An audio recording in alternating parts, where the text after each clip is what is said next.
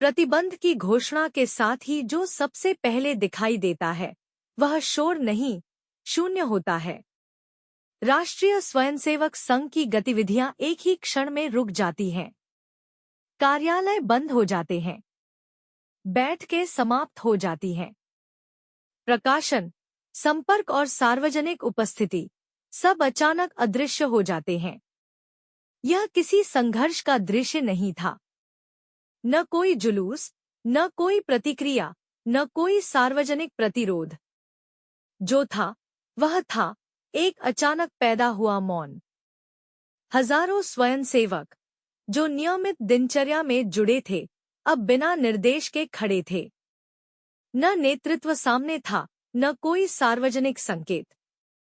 राज्य के लिए यह मौन राहत का संकेत हो सकता था, लेकिन संगठन के भीतर यह मौन प्रश्नों से भरा था।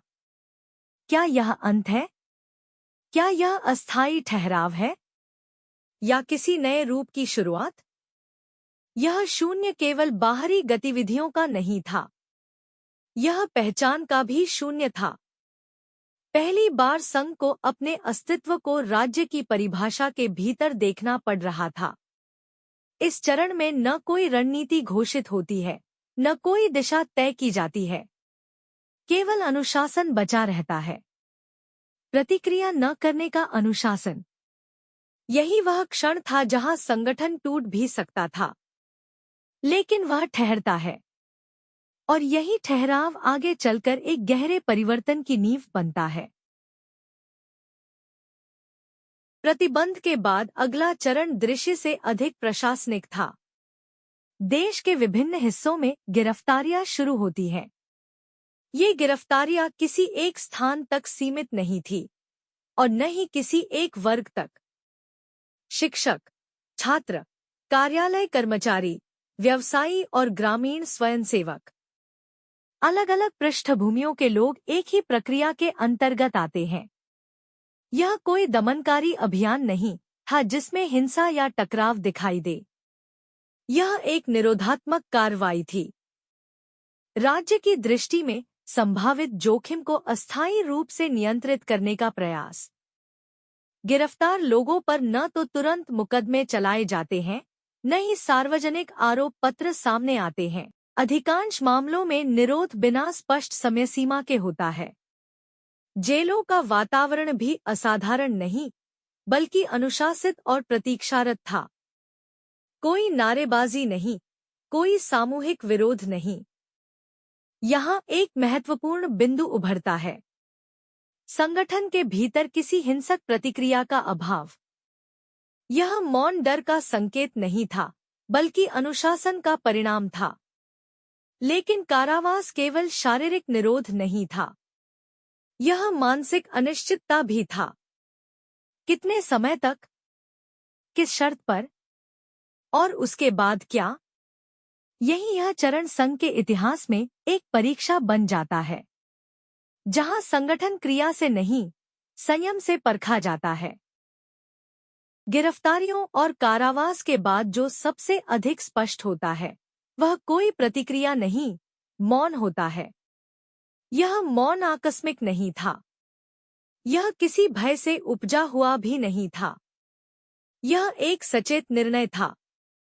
राष्ट्रीय स्वयंसेवक संघ के नेतृत्व और कार्यकर्ताओं के सामने उस समय कई विकल्प हो सकते थे। विरोध, सार्वजनिक वक्तव्य या टकराव की भाषा। लेकिन इनमें से कोई मार्ग नहीं चुना गया। इसके स्थान पर एक संगठनात्मक अनुशासन दिखाई देता है। प्रतिक्रिया न करने का अनुशासन। यह मौन राज्य के लिए असामान्य था।